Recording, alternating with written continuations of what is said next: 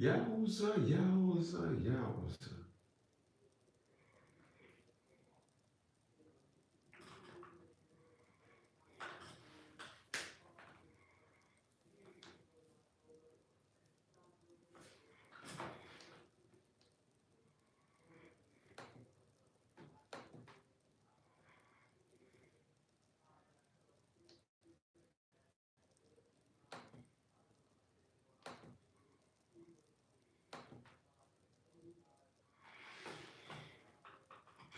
All right, what's up, y'all? I decided, listen, man, I decided to jump on this live stream here tonight. I'm only going to be here for about 20 minutes or so, 20 minutes, maybe just 30 minutes or so. I want to tell y'all about a situation that happened to me when I was 16 years old, and I had that on the brain today. And because I'm an elder statesman, I feel as though it's only necessary to come on here and just drop this on you guys. But I remember I was watching. I was watching a video by Lil Wayne, and Lil Wayne was talking about racism, and rapper Lil Wayne, and he was having pushback about people talking about how he was basically saying he don't understand racism or he don't know racism like what you and I know racism to be. He said he was 15 years old when he got shot, and a white cop saved his life. A white cop, when a black cop said no, don't do mouth to mouth on him, the white cop said, "Fuck that, we gonna save this little kid." The rest is history. Um, I want to tell y'all about the time when I was at Rickles on Bloomfield Avenue in Bloomfield, New Jersey, white neighborhood. And I'm a car guy, I always was a car guy. My brother, my cousin, and I went to Rickles on Bloomfield Avenue in Bloomfield, New Jersey. And they went into the store, and then when they came out, I seen a muscle-bound dude going after my brother. And he said, "Hey, man," he grabbed my brother, this and all that. My cousin ran. He grabbed my brother. My brother took my brother in the store. My brother, he said, "Give me all the items that you stole." My brother started taking shit out of his jacket. And I was like, old sweat, trying to save my big brother. Anyway, um, I went over there. I grabbed the dude for grabbing my brother, the security guard for grabbing my brother. Him and I ended up getting into a fight. I got arrested. My brother got away. I got arrested. Like, they mobbed me. I got arrested. And when the Bloomfield police came, they said we was waiting for the manager, but we was actually waiting for the police. I'm 16 years old at this point. And I remember when the cops came into the corridor, like 3 cops came in there. The first thing I said out loud was, "Oh shit, I'm getting a record." When I said, "Oh shit, I'm getting a record," the cop that came in last in this very short area, he kind of went in between the first 2 cops. He said, "Turn around." And he pat me down, and he found a knife that I had in my inside pocket, that the inside pocket had a hole in it, so it fell inside the coat. So he was like, "How do I get this knife out of here?" I said, "Oh shit, oh shit." When he said that, I said, "Wow, I really look like a criminal now." This is all I said out loud. 2 years later, when it was time for me to go into the military, they could not find that arrest report. They went back to the recruiter went back to the police department.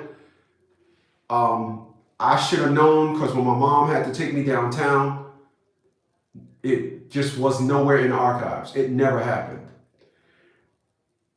That police officer, that white police officer, saved my life. And I want to talk about that here tonight. All right. People, if I would have had a record, I would have never went in the military. If I would have had a record, I would have never went in the military. Had I not been in the military, my life would not be what it is today. It wouldn't. It is amazing to sit back and look back on that incident, only to say, "Wow, that cop looked out for me. That police officer saved my life." So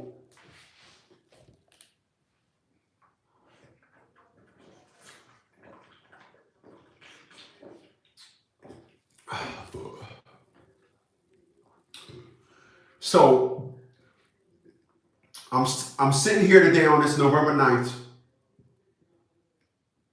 2025.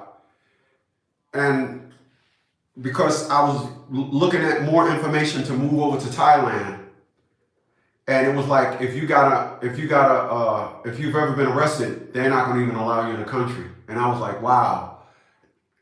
And I was thinking about that. In addition to thinking about that, remember, I'm the guy that told you that I told my mom when I was 7, I got to start saving my money for when I get old. My mom looked at me like she seen a ghost. She said, son, you got your entire life to live. What are you talking about? I'm old now. Look at my life. I have a great life. This is why I don't talk to individuals. This is why I cut you off. You curse me out, I got nothing to say to you. I'm an empath. So when you curse me out, I'm thinking of something different. Wow, I can't believe I did that. I cannot believe I fucking did that. Holy smokes.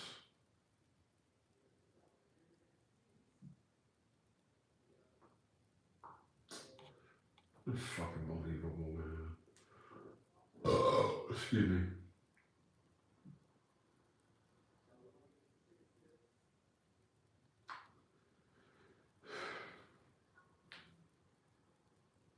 Before going to bed.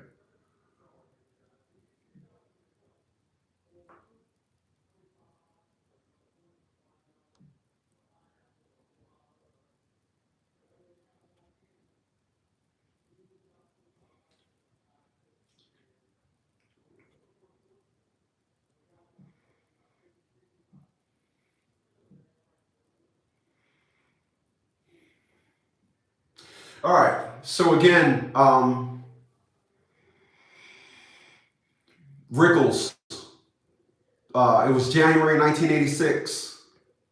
And again, my brother, my cousin, and I went up to Rickles, Bloomfield, New Jersey. I was standing outside because I always used to just look at cars. Brother and cousin came out the store. Guy grabbed my brother. I heard him say, you want to hand me the things that you stole? My brother started pulling shit out of his sleeve. My cousin ran. I went over there to see what was up. Me and him get into a fight. My brother runs.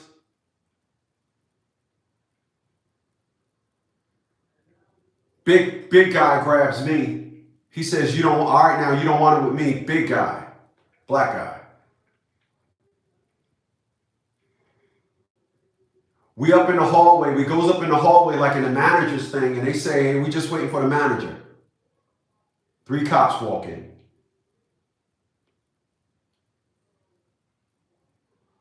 Again, the first thing I said when I seen those 3 cops, oh shit, I'm getting a record.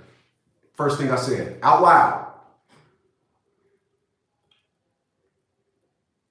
Cop comes up to me, the last cop that was in, he makes his way through those 2 guys. And he makes his way through the 2 in front of the 2 cops. He says, turn around, and he says, how do I get this knife out of here? Again, oh shit, I'm really look like a criminal now. This is what I'm saying to myself. But in saying that, I saved my life. Because again, when it was time for me to go in the military, they could not find that arrest report nowhere. It did not happen. I got delayed 3 months for going in the military because, number one, they thought a guy named Chris Smith murdered somebody. Find out at the last minute he was a white guy. Then what held me up was they thought I was crazy. They went to Bloomfield Police Department, went to the looked through the data bank. The thing did not happen.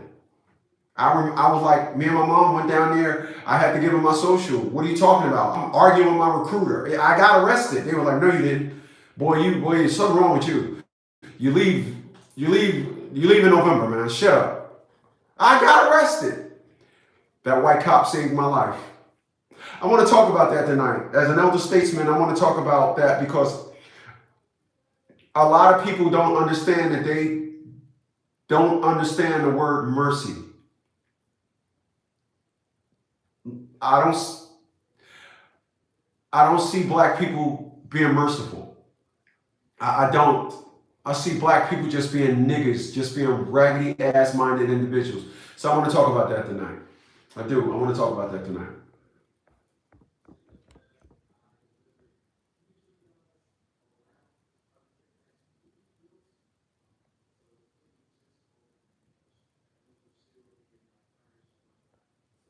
My man Drew is up in here tonight. Said he did his best. One love. I appreciate that. So I'm gonna come at it like this. I remember some years back when Lil Wayne was talking about the incident that he had with the police, and he was telling people that he just don't know racism like the average person want to talk about racism. He said, I don't know that. He said, when I got shot at 15, the black cop said, just let him, leave him alone. And the white cop said, fuck that, this little kid is not going to die today. I'm paraphrasing. Rest is history. I see a lot of people.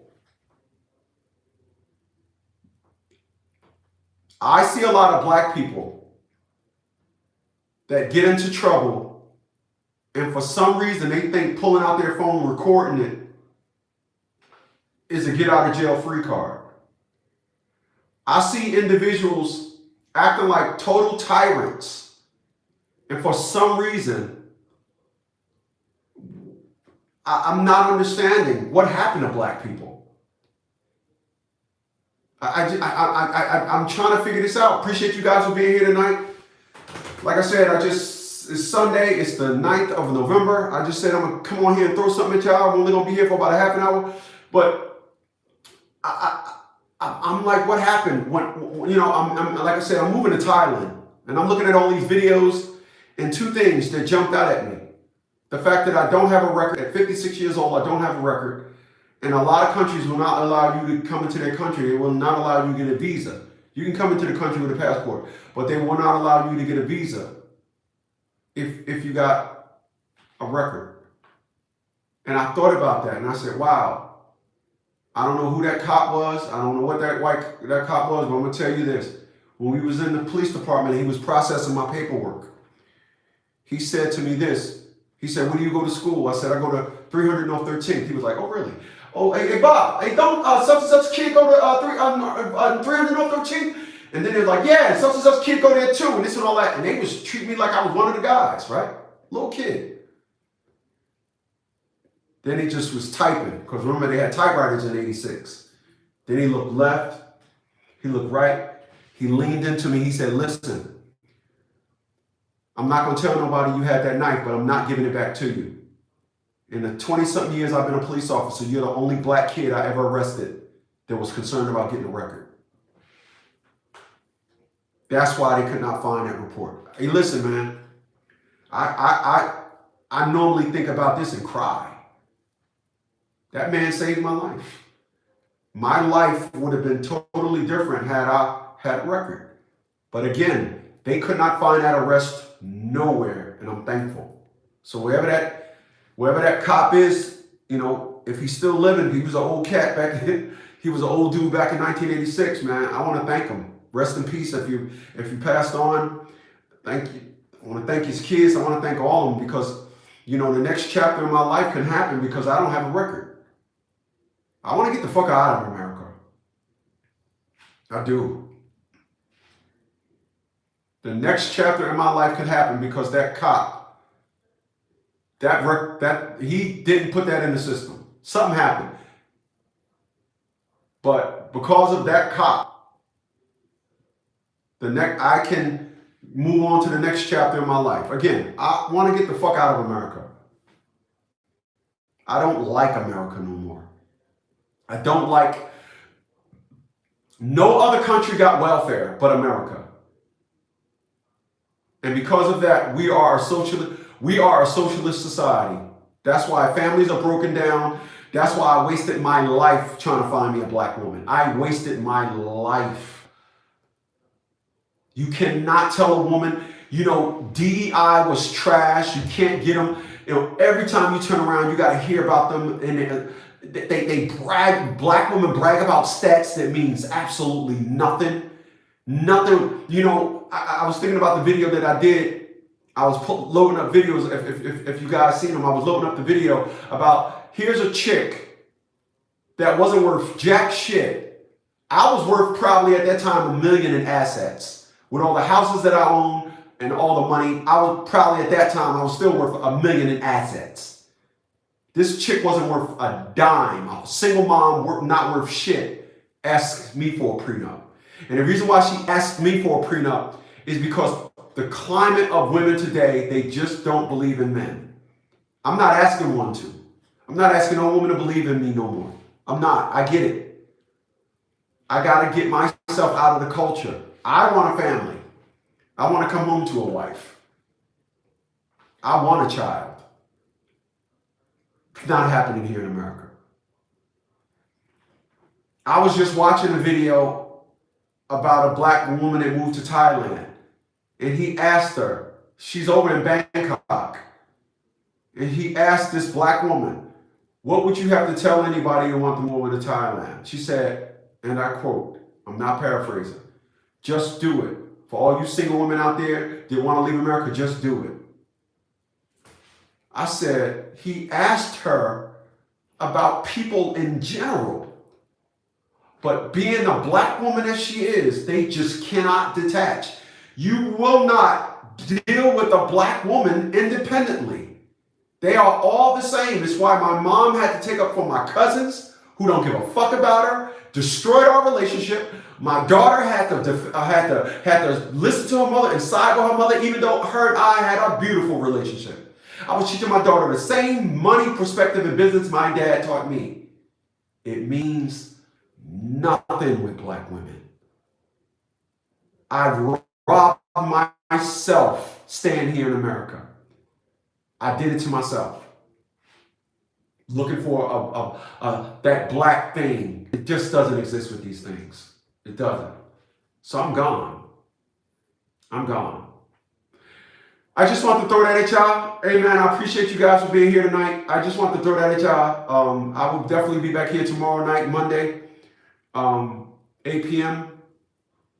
And you guys do, please.